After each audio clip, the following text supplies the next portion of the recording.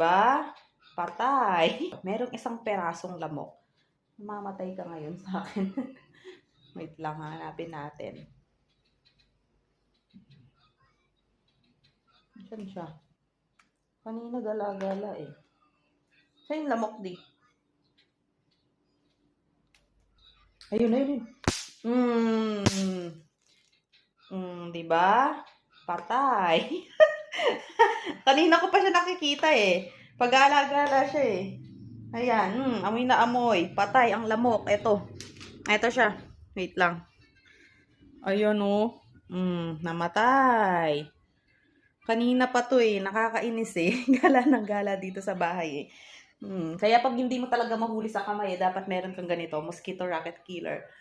Huli talaga siya. O, di ba? Wala na. Isa lang yun eh. Kanina ko pa hinahanap. Nanggigigil ako eh.